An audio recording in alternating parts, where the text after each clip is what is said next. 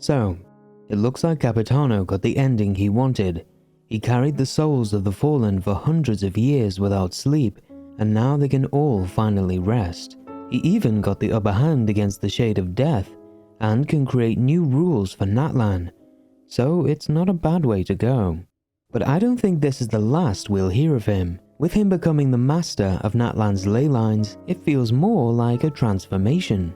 In a previous video, I mentioned that he's inspired by Simon Bolivar, due to the achievement we get after meeting him being called the General in his Labyrinth, which is a controversial book on Bolivar that depicted him as much weaker than he once was and waiting for death. That seems to have held pretty well, but as I was reading people's reactions to Capitano's death, and many mentioning that he's inspired by the Lich King from World of Warcraft, someone said he sounds more like the Lich King Bolvar, rather than the more famous Arthas.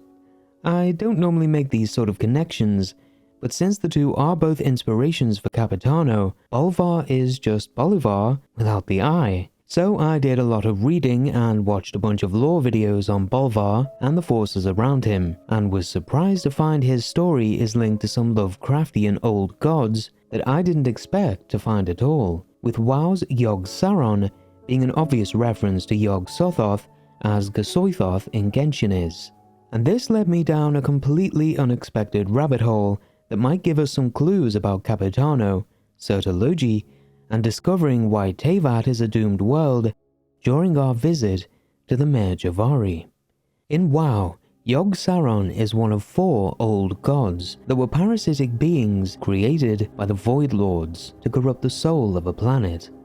For context, the Void Lords are just the highest rank of the Void, or Abyss in our case, and can't typically manifest in physical reality. So the 4 old gods created the Black Empire, which we can equate to the Black Sun or Eclipse dynasty of Khaenri'ah, and ruled the planet for a while until the Titans showed up, which in our case would be Celestia. The Titans created armies to crumble the Black Empire, but the old god Y'Shaarj was too strong for them to defeat.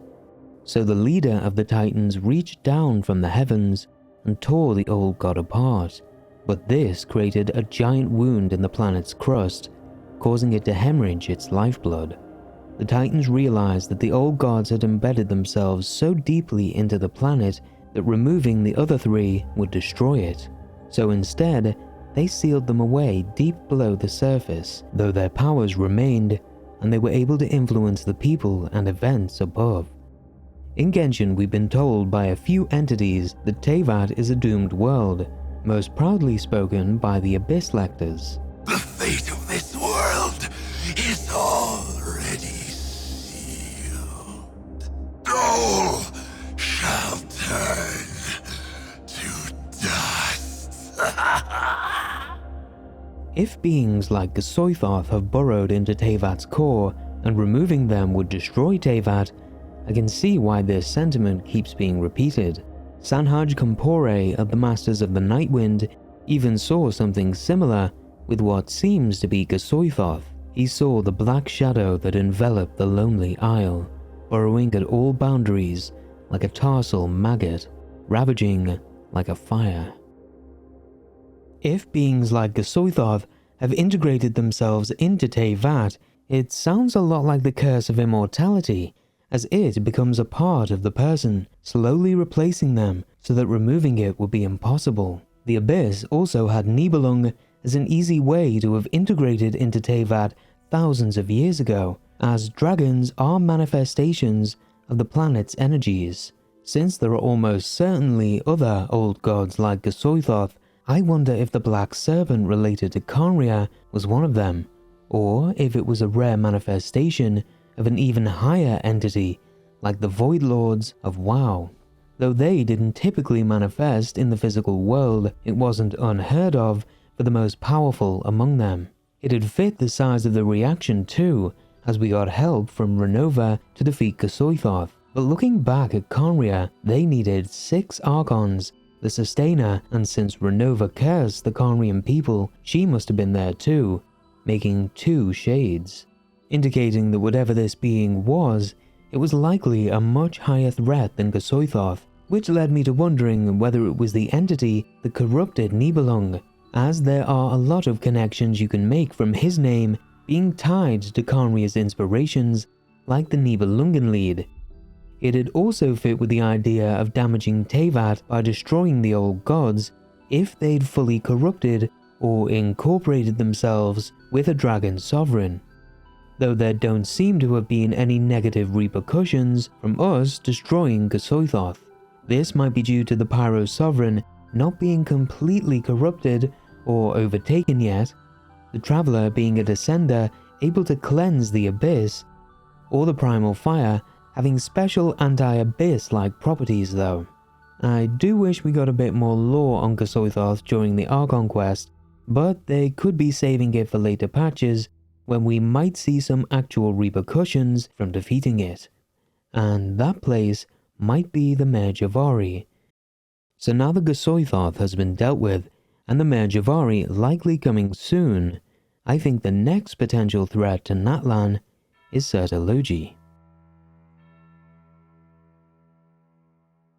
Skirk's release during Natlan's patches could tie into our journey to the Mare Javari, as the giant beast that appeared there after the battle might be another of Certology's pets. There also seems to be at least some collaboration or overlap between Certology and Vedifilnir's plans, as both were involved with the prophecy in Fontaine. Since Vedifilnir created the Abyss Order via Clothar Alberic, Enjo's interest in the Mare Javari could point towards the two sinners working together again.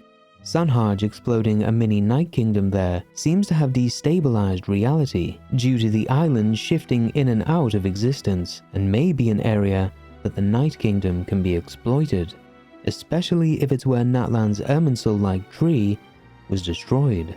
And I think we all know who wouldn't be very happy with that after gaining the title Lord of the Night. They could have a really good backstory for Certology and Capitano too, as after we heard about Capitano's heart being a creation from Khaenri'ah, I wondered who made it. Rheindotter has experience working with souls and seemed very interested when she discovered the heart of Nibirius, so she could fit, but she seems to focus more on biological studies, and the heart is a technological invention. So Certology could be the technological equivalent to her, as Skirk compares the two, who are both pursuing some form of perfection. This searching for perfection might be shown in some of the rune machines that mimic real-life creatures, like the rune drakes. Such machines have an even greater ability to absorb, or perhaps the right word is counteract, elemental powers than the Vishops, implying that whoever created these machines must have been a genius, able to surpass even the Vishop's abilities, which I think would fit with someone known as one of Khaenri'ah's greatest icons. I've got a whole video going over Certology, but to keep things brief, Loki seems to be one of his inspirations, and he was technically an inventor, being the one to invent the fishing net, which could tie in to Certology collecting creatures like the narwhal.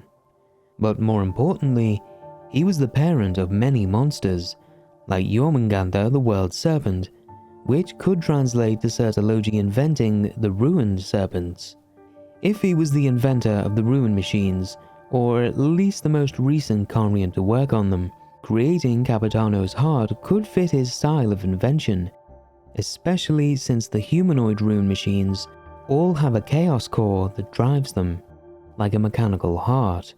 I might have mentioned this in another video, but it could be that the Ruin Machine's chaos cores contain the souls of beings suited to the machine, like Vishop souls for the Rune Drakes, and human souls for the Ruin Gods.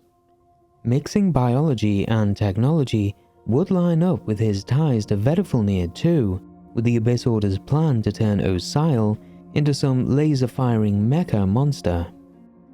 As to why he'd appear in the Mare Javari, if the island reappears and the monster there is one of his pets, he'd probably send Skirk to collect it for him. But if she appears during our annual Dainsleif quest, then I don't think Dane would let her do as she pleases, and we don't know how Certology would react to that. His inspirations being a trickster with a sharp tongue, A being made of primordial fire, and his title of the Foul make me think of him as someone with a lot of pride and a quick temper when things don't go his way. So if Sertology did show up, I'd expect him to try and deal with Dane, and he could get the upper hand, as we've seen the Abyss Order able to incapacitate him in the chasm and trick him by erasing his memories in Sumeru. Even though Dane is one of the strongest people in Teyvat, these two examples show that he's not infallible, and that is where Capitano as the Lord of the Night could come in. He would without a doubt side with Dainsleif, and since his hatred of the sinners is likely up there with his hatred of Renova, helping us to defeat Sertology is one of the few things I can see him actually showing up for. Sertology could provide another view of Capitano during his time in Khaenri'ah and tell us more about his heart, but I don't think this means he'll be playable during Natlan's patches, as going off the Fatui constellation wheel, he seems to be lined up as a Fatui boss for Snezhnaya, coming after Columbina. It'd also kind of take away from his death if he revived again too soon. Which makes me wonder if Piero is playing 5D chess, and this was the outcome he wanted, as his top Harbinger just got a huge upgrade from merging with an angel and gaining control of the ley lines, potentially even being an integral part of Project Stuzha. I've mentioned it before, but Project Stuzha seems to be a plan to cover Teyvat in ice, if not literally, then at least metaphorically, like sending their armies to take control of the other nations. Something I can see being a lot easier with them owning the nation's gnosis, but the paradise they want to create always felt a bit off, with them basically destroying the world to achieve it. If Capitano's newfound powers are part of this plan, then he could save the souls and memories of the people by gathering them within his own version of the Night Kingdom, sectioned off from the rest of the ley lines, and reintroduce them after the world has been remade.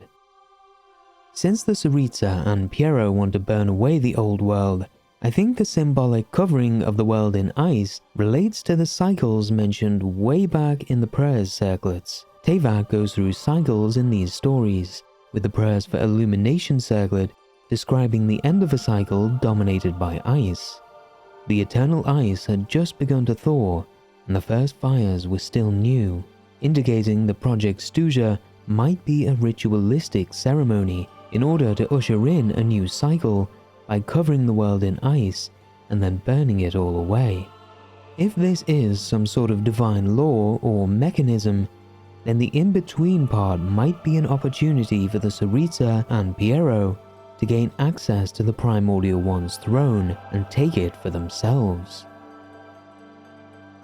We don't know what state the Primordial One is in right now, but most signs point to it being severely weakened, asleep, or even straight up dead. So taking the throne from a sleeping or dead Primordial One should be a pretty simple task once you get access to it. There are still the shades to get through, but with Renova seeming to not really care about the fate of the world anymore, Istaroth seeming to be a bit of a rebel, and the Sustainer fading away, maybe they won't even be a problem for anyone taking the throne once they reach it. It'd explain why the Tsaritsa and Piero are even trying to take control from Celestia, as without knowledge of the weaknesses they can exploit, it seems like an almost impossible task. Whatever's going to happen next, it seems things are ramping up, with the higher abyssal entities like the Soithoth appearing and the Fatui being near their endgame. So let me know what you're looking forward to most in the story. It's a tough choice for me, as I really want to see Columbina do some scary stuff and see whether Arlecchino has to fight against her fellow Harbingers, as has been hinted at. But if we do get a return of Capitano, I'm not sure anything will beat that teaser for me. If you've made it this far, thanks for watching. Good luck on your wishes, and I hope you have a lovely day.